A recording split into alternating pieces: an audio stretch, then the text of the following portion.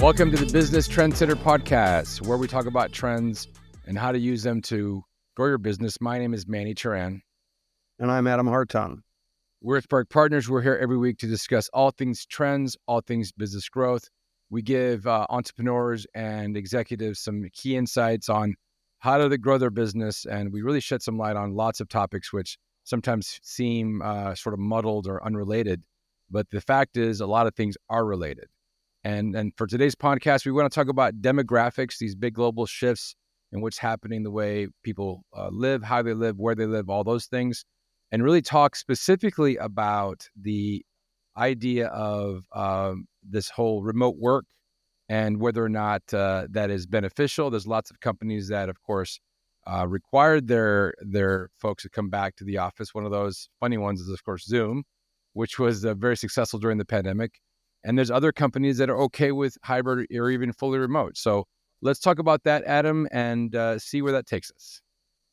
Yeah, so we do harp on this topic, and I am a big believer that working from home is important. And I think that either remote employees or having employees in a hybrid environment are far better than making them come to the office. And increasingly, we're seeing that the data is bearing that out. And it's not surprising because I was a consultant for most of my career. And I remember one story really, really clearly. It was around the turn of the century, around 25 years ago. When Memorial Day had come along, I took a couple of extra days off before Memorial Day weekend, took my sons and we went camping. And we were gone completely out in the woods, riding motorcycles, all-terrain motorcycles for about 5 days. I come back, and now this is before before we really had cell phones. And to the extent that we had them, we didn't have them in remote places like that. I get back on Memorial Day, and I've got messages that a pitch that I had made to a client a couple of months before, they had decided to buy it on that Friday right before Memorial Day, and they were ready to get started. And I was supposed to show up Tuesday at the client to start the project. And so I'm okay. So I get my wits together, fly out on Tuesday. And I show up, and there's 12 people in the room, 12 consultants, which is an enormously large consulting team, right, for a kickoff project. And what they had done is they'd taken 6 full-time consultants, and they'd married each one of them with an intern that was going to work that summer on this project. So suddenly I had 12 people. I had barely gotten my head back around to trying to remember how this project was going to go. And I'm sitting in this room at 8 o'clock in the morning at a client location, looking at 12 faces. They're just staring at me. And I realized the most important thing I had to do was get these people to work. I had to have them do something. And so I just started firing off tasks at people. And I said, I know it doesn't make any sense to you right now, but go start working on this right now. And then I, sat down for a little while, really started to build a plan out and knew what I was going to do.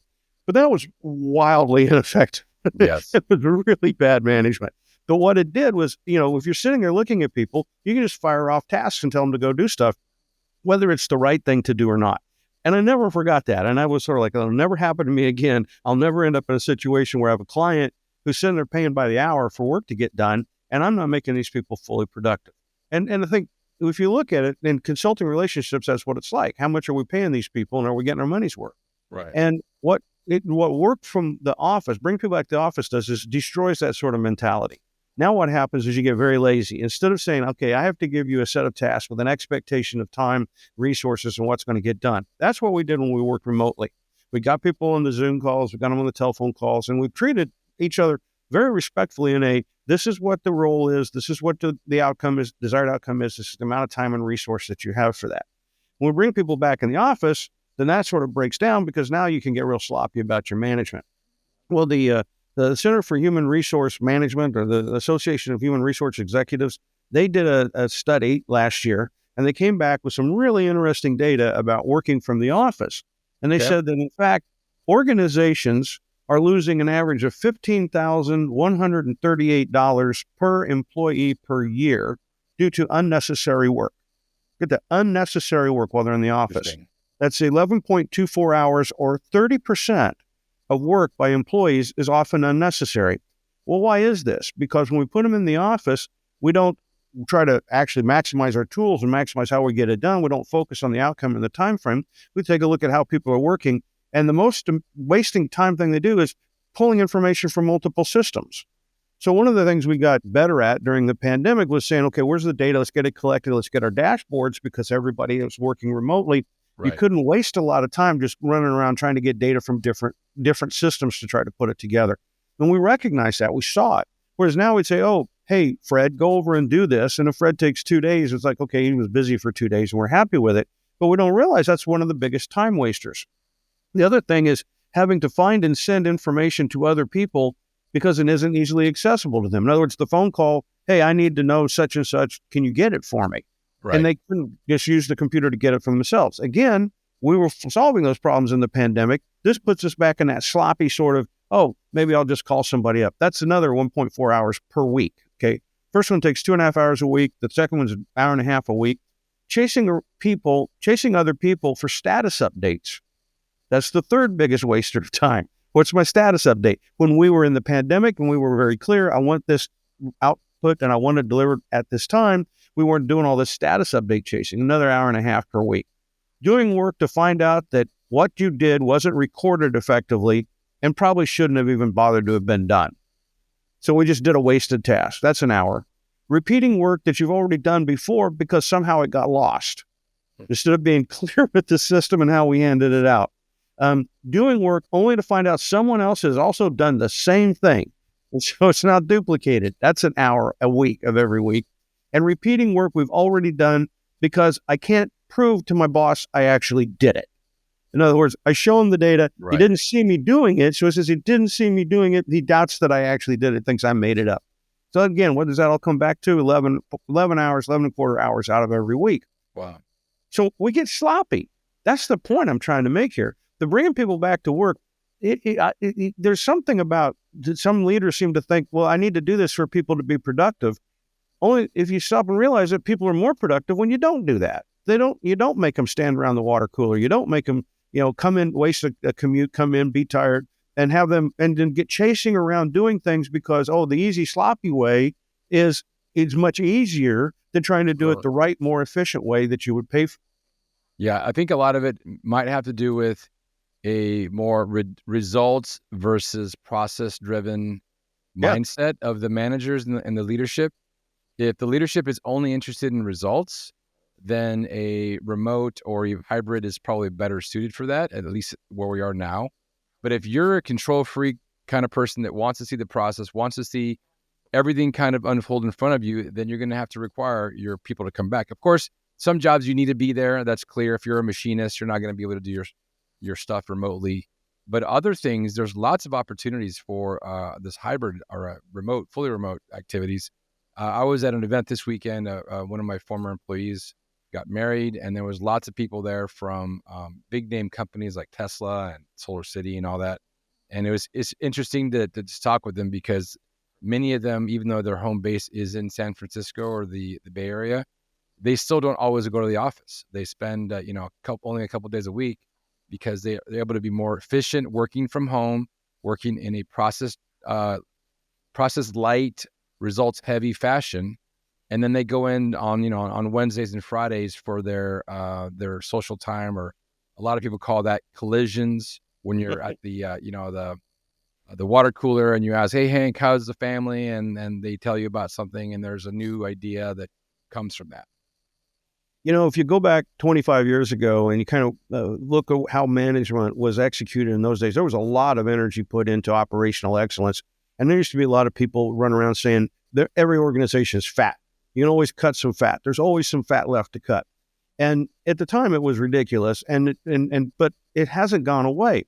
And one of the things that we have to deal with so often, you and I, Manny, is we go into an organization and the concept is, well, there's always something that we can cut. But no discussion often about what's the impact if we cut that, if we take that away.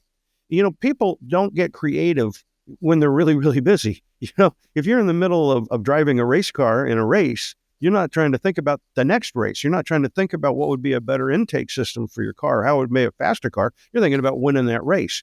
When we put employees in that situation where it's all you're about doing is this task and just go, go, go, they don't have time to look outside. They don't have time to look at what the competition is doing.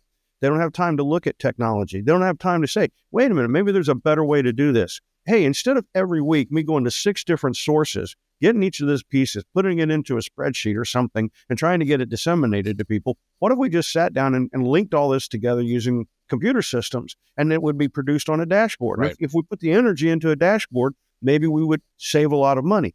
But you can only do that if you've got a little bit of this fat in the organization. Time for people to think, time for people to work on projects that can help them be better at their jobs. So it's not as bad as it was 25 years ago, but I do still see it very often. I was just at a meeting last week at a workshop, and there were multiple companies there. And I was talking about the need for innovation and, the returns to innovation and how people are more effective when they're looking externally. Then there was a person in the group who was in accounting. And as we were going around talking about some of these concepts and how they work, this woman was at most 30 years old, at most. But her answer was, hey, my job is I always look for the fat to cut. So I'm not sure I want to buy into this. And I was kind of like, well, I think you're the most important person to buy into this, because what we're trying to get across here is you have to give people the resources, including time, to figure out how to have better ideas and how to get more work done. And so, and just trying to work people flat out all the time doesn't make them happy. It doesn't make them motivated. Sometimes we work on a project and we're just flat into it. We've got 6 weeks to get this done, and let's just go execute. And when you're done, big relief, you're happy, you accomplished something, you feel great about it. But if that becomes your job, just constantly working at that pace, or if you go from one 6-week sprint to another, one after another, that's where we get burnout. And that's where we get people that are not motivated on their jobs. Yeah, I've got some data to share regarding engagement, employee engagement, but I want to tell a little story first. So I was having lunch with a friend of mine who does a lot of business in Georgia and in Salt Lake City, kind of bounces back and forth, and he stops in Tucson, lives actually in Tucson. And he was talking about a friend of his company. He's got a friend who's got a company. It's got a couple hundred employees. And he wanted this leader wanted his employees to come back, but he didn't want to mandate for them to come back. So what he did is he built out this beautiful campus. They've got ping pong tables. They've got foosball tables. They have, nap rooms. There's popcorn always popping in the distance. And there's beer Fridays. He did all these things to try to get everybody to come back to the office, and only got 20% more people than before. So that basically everybody wanted to work remotely, which is just fascinating. All right, here's some data to share regarding, so the Gallup organization, which a lot of folks, if you don't know, they're about 60-year-old organization that does lots of polling, lots of polls for in business and other things. They came up with this data a couple of years ago in 2021. What would you guess of what percentage of employees, Adam, are highly engaged? This is they're enthusiastic about work. They help out their coworkers. They're giving the extra mile, and they're looking for new opportunities, new responsibilities. What would you think? Well, I know that leaders want that to be 75, 80, 85%. All right. So, but what's the actual data? You have any idea? I'm going to guess it's half that. 36%. Yeah. 36% of the workforce is highly engaged. Okay, what about non-engaged? These are people that are just 9 to 5. They're punching a clock. They do the bare minimum to not get noticed. They don't really want to rock the boat. They're just not engaged. What would you think the percentage is? Well, leaders would like to think that's 5% of the workforce, but it probably more like, I'm going to guess 20? 49. Holy cow. Yep. And then the last one is disengaged. I mean, you can do the math, but it's 15% of the workers. Now, disengaged are actually almost going against the grain. These are the people that want to damage the culture. They don't want to get involved. They're actively looking for a new job. They always complain about their managers and their coworkers. Some people would call them a cancer within the organization. That's 15%. That's pretty high if you think about it. Oh, man. What you just said is, 65% of the people in your company, 65%, the number that you want to make sure are definitely committed in helping, are actually not dedicated in helping. Yeah, exactly. So imagine if you use these tools that we're talking about, if you create dashboards, rather than put in a new foosball table, if you instead spend the time and resources to actually provide better working tools for your remote workers, you might get higher engagement. Yeah. I have seen some of these places where they put in some of these facilities and you go by them. And what happens is there's almost never anybody there because it becomes I don't want to get seen playing ping pong corporate time kind of thing. So it could definitely backfire on you in that way. There was a Harvard study recently done. It got published in the Harvard Business Review, where one of the people sat down and said, what does it really mean to be engaged? But he used a different word. He used connection. He said, what being connected with your work. But it was in this area of engagement, right? Was where he was focusing.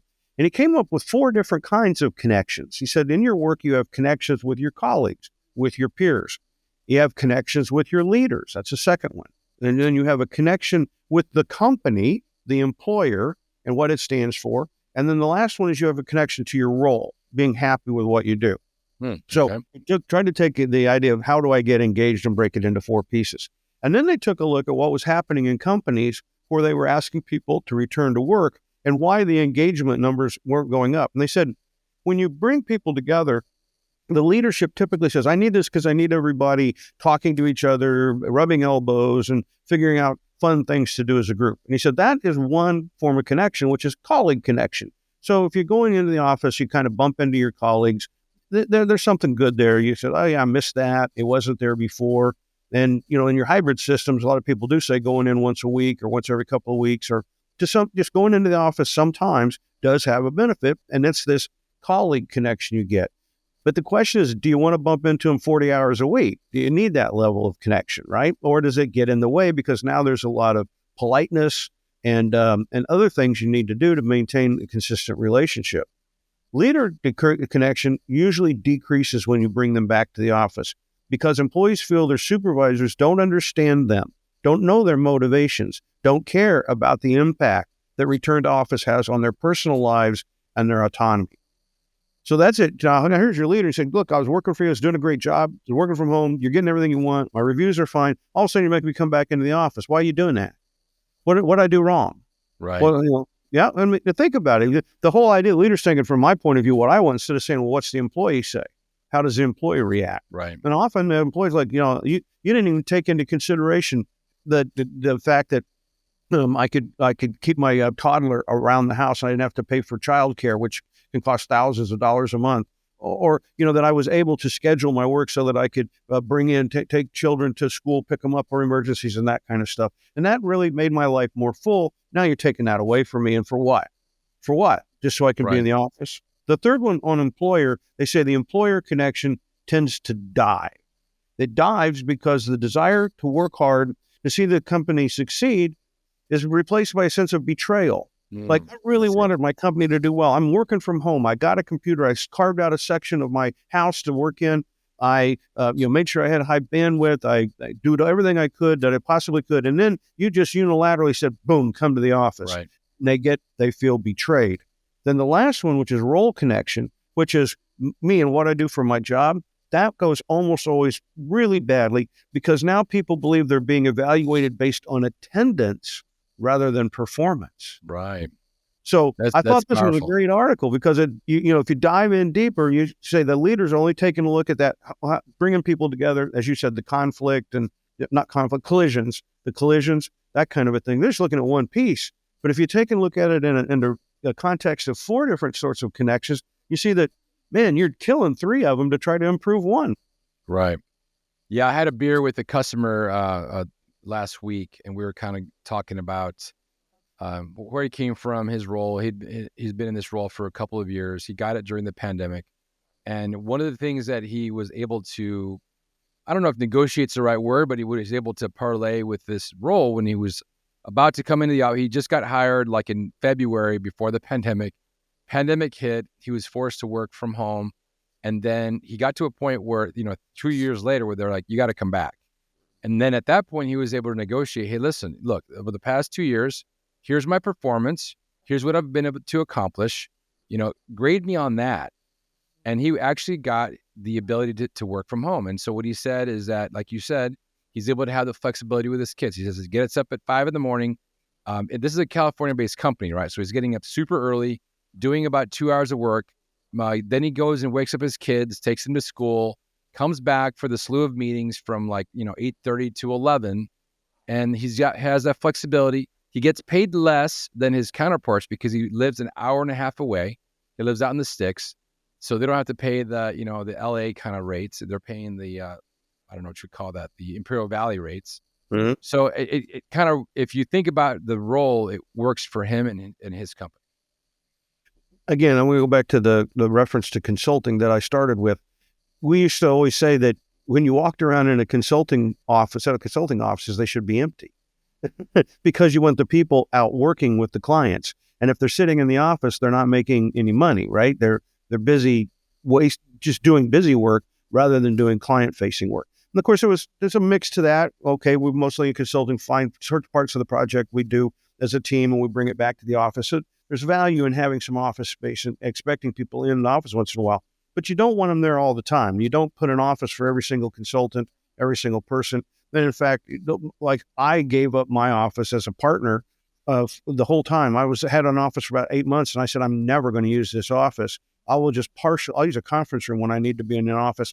And then it depended on where the client were and how I was doing. I might be in the office in San Francisco or in Boston or Chicago or New York, wherever it was, I could use a conference room. And that was really, I was much more productive, able to sell a lot more work doing that than trying to think I'm a partner in the Chicago office and I need to get back to the Chicago office and spend time, to the extent I needed to talk to my colleagues, and whether it was phones. That's what phones are good for, right? And then another thing we'd often try to do is we'd say, well, we're going to be somewhere. Let's take a plane together. So we'll spend 3 hours on a plane from Chicago to Dallas or something like that. And we can cover off almost all of these things we need to do in terms of hiring, budget approvals, et cetera, sitting on a plane, which would be dead time. And then we can go off to our clients and, get back to work again. Right. So that model is something that I think people don't really want to think about with a company. And that's because of inbred biases, things internal to yourself. We sit there and say, well, that doesn't sound like a company. It sounds like a consulting firm.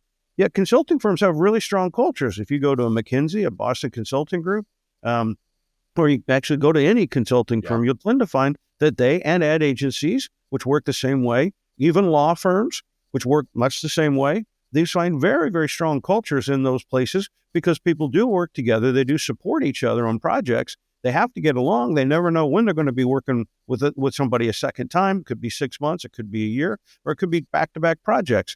And so the culture still exists. It doesn't disappear just because they're not all going to the same building every day. No. So I went to engineering school. I graduated. I worked as an engineer for a year and a half. Decided I didn't really like it. Went into the sales world. So I was doing technical sales. And this is in 2001. So I was working remotely in 2001. I had my laptop, I had my internet phone or whatever, IoT phone, and my cell phone. That was it. So at that time, I thought to myself, how is this going to work? I mean, I'm working all the time remotely, but we made it work. We made it work by phone calls. We would have these quarterly meetups occasionally, and then once a year we'd have a big sales conference. So we still had that camaraderie. We actually, in some ways, it was deeper. The camaraderie and those connections that we just talked about, collisions, had to be more with intent rather than just accidental. So I love that time. I love that, when I was doing that I did that for about 5 years, 6 years, loved it. And, one thing I was told very early on is, get your office set up, get up in the morning, shower, get ready, and then go to your office like you're going to work. And I did that, and it really helped me out. And it helped those occasions where I had to go and, visit a customer at the spur of the moment. And I think another piece of this is it challenges the process. It's easy to fall into a process and say, well, this is what I do Monday, Tuesday, Wednesday, Thursday. When you're working remotely, you don't tend to feel that sense of it's got to be that process. And you think about, is there a different process that could be more effective? And then we start often challenging some of the biases and assumptions in the organization. Why have we always done it that way? Is it really what we ought to do? Because that time when you're working by yourself is good thought time, and it gives you a chance to think about, are the processes accurate? Are the processes correct? I mean, in my career, there have been literally dozens of examples where we had something that was going on in an engineering way, some kind of design work, and we would be down a road a fair bit, and somebody would come in the office one day and come to me and say, Adam, I don't know if you're aware of this, but I think there's something that's very wrong. And what would happen is, when we started a project previously, when it had been done maybe years ago, there was a set of assumptions that were built into it. And time had changed and some technology had changed. And now that assumption was bad, but they were still using it in the process of trying to design the next computer, the next chip, the next array, or the next network. And they said, we need to drop that assumption out. And they always found those when they weren't in the office. Because in the office, the bias was towards make it work, make it work, make it work. But when they got out of the office and they had time to sit back and say, wait a minute, I'm not feeling good about this, they could dig in and start saying, oh, maybe there are some things that have changed in the world that make the way we set this up not as effective. So it's destined to improve your productivity, to at least be hybrid, to at least have some level of work from home. It is guaranteed to make you more productive. And if you don't feel like it's making you more productive, then look at yourself as a leader. It's because you're not doing your job thinking about what the outcomes are you need and what the resources are that you ought to put into them. Right. And so you take this idea of working remotely or in a hybrid fashion, and then you add to it on top of that all these AI tools coming out. These AI tools that are making you more efficient, more collaborative. And you can see where that engagement number of 36% or 39% or 36%, if you actually play it right, you can flip that on its end and have something like 60, 70% of your employees highly engaged. Yeah. And then you've got, maybe 20 are disengaged and then, or unengaged, and the small minority would be disengaged. If you think about it, 65% of your employees being not well engaged, let's start with that. Then the second part of this is a lot of time wasted in the office, as I demonstrated at the beginning of this. You start saying to yourself, wait a minute, what if I turn that upside down? If I turned it upside down and I got them re-engaged, we'd probably get a lot more work out of it, right? And so if you do think about how do I keep them connected to the company, keep them the employer, keep them connected to the leadership and connected to the role and what they do, you can get them engaged and happier. And I'd rather have an engaged employee who's working 32 hours a week than a disengaged employee working 40 hours a week. Because the engaged one's going to have some opportunities to make things better in addition to getting the job done. And the disengaged one's just never going to help you get better at all. I mean, they're just floating along on the water in their canoe, or they're dragging an anchor behind them. And neither of which is what you want in your organization. So again, trying to maximize productivity by bringing people in the office, trying to maximize efficiency, we often make the mistake that gets us into trouble of stopping innovation, impeding performance, and impeding how people actually get their work done. Exactly. There's also the idea of, we talked about demographics, and if you have an idea in some dusty town in Oklahoma and you're this guy or gal that's got this new innovation you want to actually deploy, can't find the engineers, can't find the scientists in your hometown, now with this new way of working, you can find scientists and engineers all over the world. I mean, we've talked about Fiverr, we've talked about Upwork. Those are opportunities for using the gig economy. But certainly if you wanted to build your own team, I mean, there's so many opportunities by finding people in these spots like the Bay Area or the Bostons of the world, where you may not have found them if you live in a dusty town in Oklahoma. Yeah. Yeah.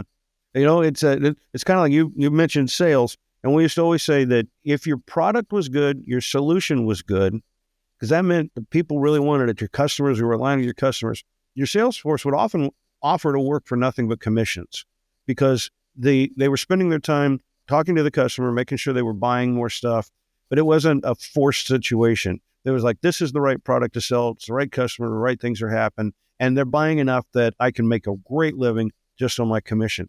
When you start seeing sales forces and salespeople saying, I need to make sure I've got that base, that should tell you something as a company. And as a leader, it's starting to say, wait a minute, am I moving away from my customer? Am I creating a gap? So again, if we look at how people behave and how they think about their compensation, it tells us a lot. And we do know that people today have said consistently in these surveys, like Gallup does and others, that they will take 15 to 20% pay reduction to work from home. That's saying a lot. It's saying, look, it means a lot to me. And so you can say, I will give you a 15% pay raise to come in the office. That isn't going to help. It's like adding those ping pong tables and sushi bars. We just know that it really doesn't work. It doesn't work at all. And there's lots of things to discuss here. And this is going to be a common theme as we continue with our podcast, the idea of remote work and AI and all that.